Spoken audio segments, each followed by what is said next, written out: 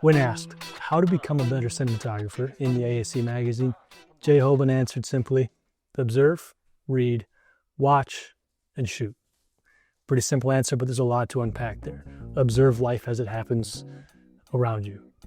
Read the best stories, watch the best movies, see what resonates with you and the things that you want to create in your own work, and then shoot. Go and actually make those things. We need to do each one of those steps in proportion. And myself, I know that I'm guilty of spending a disproportionate amount of time on the observation and on the watching. I love to watch breakdowns, tutorials, movies to find inspiration, but I spend too much time doing that and not enough time shooting. Follow Along Filmmaking is a series where we find stills and references that we love, break them down in a very detail-oriented manner.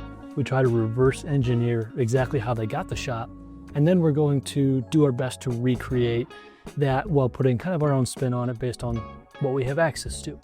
Now here's the deal with Follow Along Filmmaking, is it's follow along. And like Jay said, we need to actually go and shoot this. So if you're gonna go through this video with me, make a commitment to follow through this step by step with me. We're gonna actually create something at the end of this. This is not gonna be another video that we just watch, retain this much of it, and we don't actually put it into practice. We're going to actually commit together to making something. Step one, this is going to be all about assessing the tangibles. What are the things that you have readily available to you? Let's look at the cameras that we have access to. For me, it's going to be a Sony FX3, which I'm filming on right now, and my GM lenses. That's what I'm going to use today, but this can be anything that you have. This could be your phone.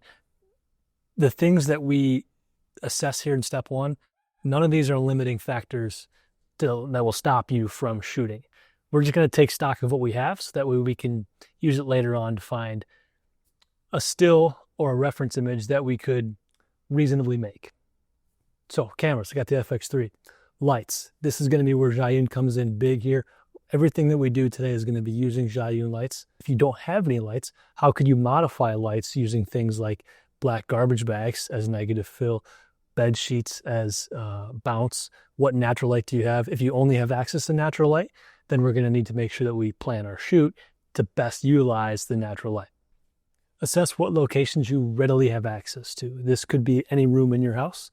Today, for our references, we're going to use a living room and a kitchen for our scenes, and these just happen to be in an Airbnb that I'm renting for some of the commercial work that I'm shooting this week. Once I finish that up, we're going to shoot a few reference still using that location because I have access to it. But this is for you to kind of take stock yourself. Where can you go to shoot this? And we'll find a reference that suits that location. And then finally, talent. Do you have any friends or family you could call on, a partner, or it could be you? In one of these scenes today, it's just going to be me. And then I'll also use my camera assistant, Alyssa, for our second reference. Once you have all of these things listed out, that's going to really help us narrow down and find a still that we could reasonably create based on what we have access to. All right, so now in step two, we're still assessing things, but we're going to look inward at the intangible and assess ourselves. What are your weaknesses as a filmmaker? And this is kind of a tough question to answer, and it could be anything. It could be composition, it could be lighting, it could be storytelling, color theory, blocking, you name it. But the way that you know what your biggest weakness is what makes you feel like an imposter when you're on set. We all understand imposter syndrome and this feeling like we're not good enough. What don't you feel good enough in? Because we're going to attack imposter syndrome by attacking our weaknesses to bring up our areas that we don't feel confident in by actually putting in the practice and the repetitions to do so. For me, I know it's going to be lighting, specifically varying my lighting setups. I have a tendency to stick with what I know. And there's like one or two setups that I've gotten very comfortable with, and everything starts to look the same when you light it all the same way. But I stick to those things because I haven't really tried many other setups. So that's what I'm going to do today, is experiment with different ways of lighting. Step number 3, steal like an artist. This is not a new concept within the creative space, but I love the idea behind this because to me, there's actually a scripture that ties back into this that kind of predates Picasso saying this. There's nothing new under the sun. And I find that somewhat comforting, knowing that as a creator, we're not pioneering any new concepts here. But what we are doing is we're pulling from all different types of references and sources of inspiration. And when you internalize those, meld them together, and then output the result, that is what becomes uniquely you. So we're gonna steal like an artist here. Within the confines of step one, the tangible things that we have access to, we're going to find some reference scenes from movies, shows, ads. This is up to you. Something that you feel drawn to that allows you to practice the thing from step two, the thing that you were most self-conscious about, in a very tangible way. So here are the two references that I'm going to use today. The first one comes from the TV show Bear, season 1, episode 1. And the second one comes from Queen's Gambit, season 1, episode 6.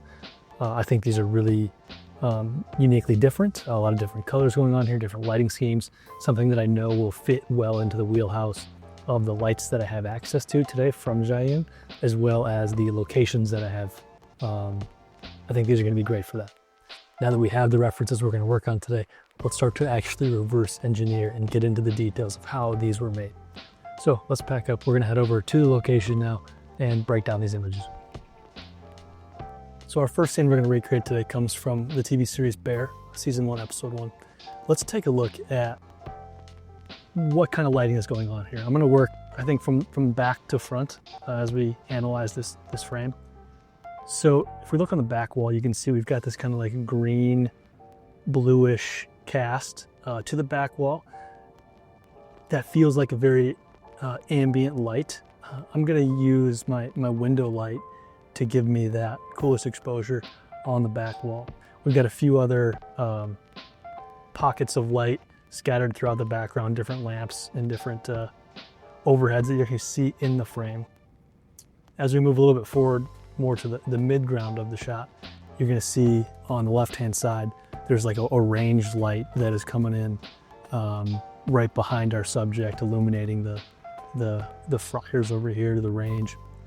This, I think I'm gonna use that X100 with probably the spotlight or maybe the Fresnel attachment. I'm gonna rig that up just outside of the frame and create that pool of light behind the subject.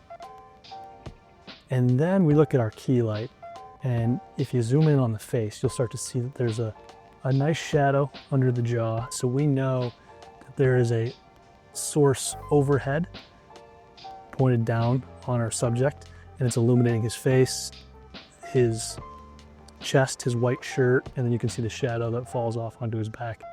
So if we look at our lighting diagram, we're gonna do the G200 through probably a softbox, and we're gonna try to rig that up overhead. Then we're gonna use the X100. That's going to create that light, that pool of light that is illuminating the range and the fryer that's right behind our subject. We are going to drop in the M20C somewhere in the background to give us a pool of light. We'll start with that and see if we want to add any extra sauce in addition to that. And then we're going to use the ambient light to create the ambient light that's in this room from the windows to create that cool cast to our shadows and to our back wall. So let's set it up. Okay, step number 4. We are here on location. We're going to actually put into practice everything that we just studied and learned and analyzed.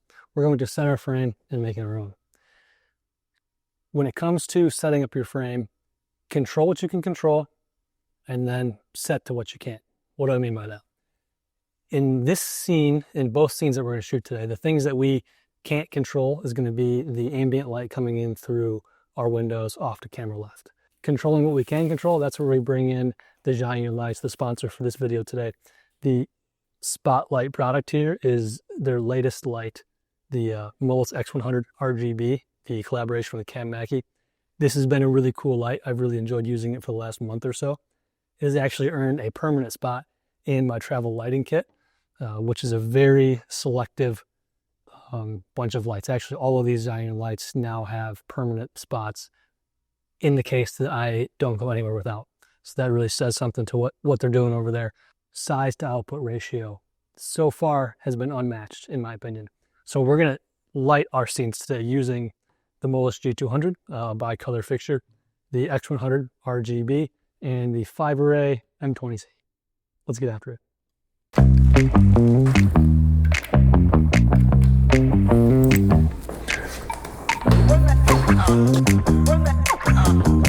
yeah, we're cooking. We're gonna use a suction clamp, I think, to suction this spotlight mount because it's so light. What I'm about to rig would definitely not work with any other spotlight than this one.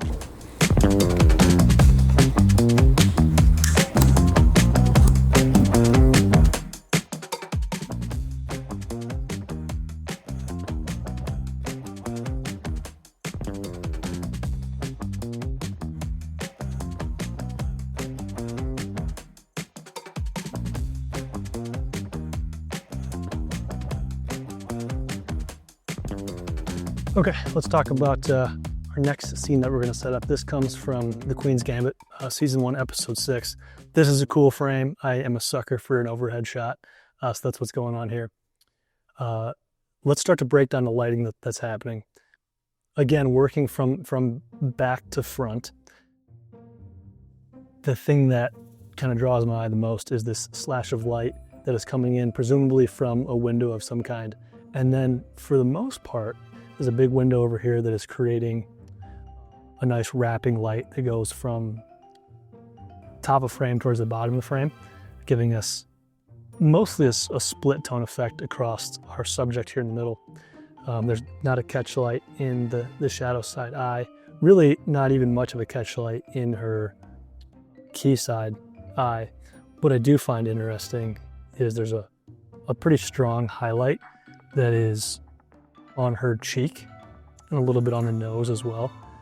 So that to me indicates that maybe we have like a soft source illuminating most of the frame and there's a smaller hard source kind of tucked in there somewhere just to bring the exposure up on her face a little bit and create that structure to the cheekbone.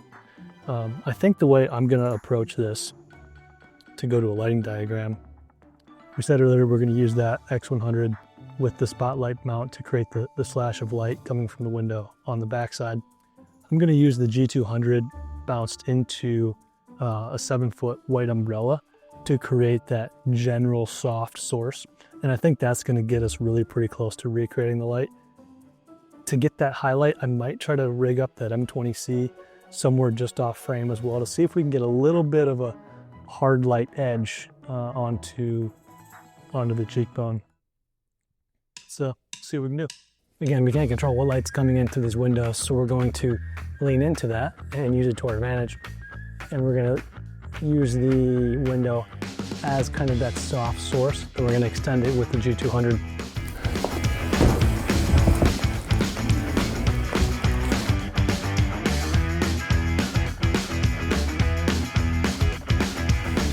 Thank you.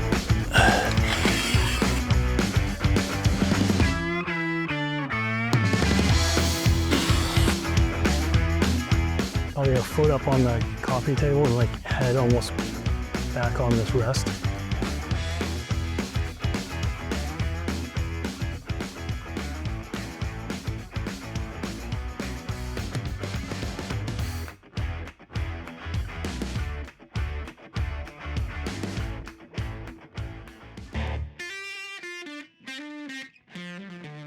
Okay, we did it. We went out and actually shot something. Now it's time to face the music and review our work, see how close we were able to get to recreating our reference frame.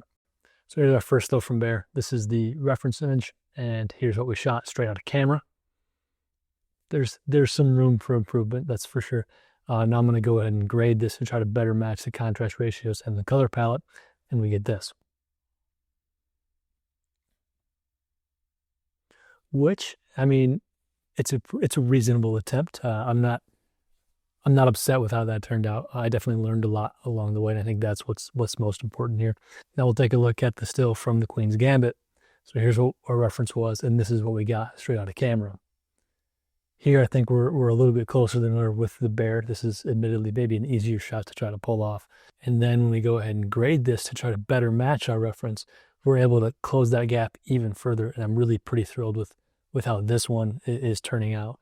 So those are the images I was able to create. I learned a lot along the way, and I know some things that I do differently when it comes the next time, and I know things that worked well. And this is where I think we can really help ourselves to progress as cinematographers. The initial question at the beginning, how do you learn to become a better cinematographer? It's when you look at images that you created and you try to figure out how you would do it better the next time. If you're always doing that, you're always improving. As soon as you stop asking yourself the question, what would I do differently next time? That's when I think you begin to plateau. And truthfully, I don't think there's ever a true linear plateau. You're growing or you're declining. And I know that we don't want to be on the decline. So let's continue to ask ourselves, what would you do differently the next time? And I'll see you the next time on Follow Along Filmmaker. Thank you for watching. Thank you for hanging out with me today. Happy shooting out there, and God bless.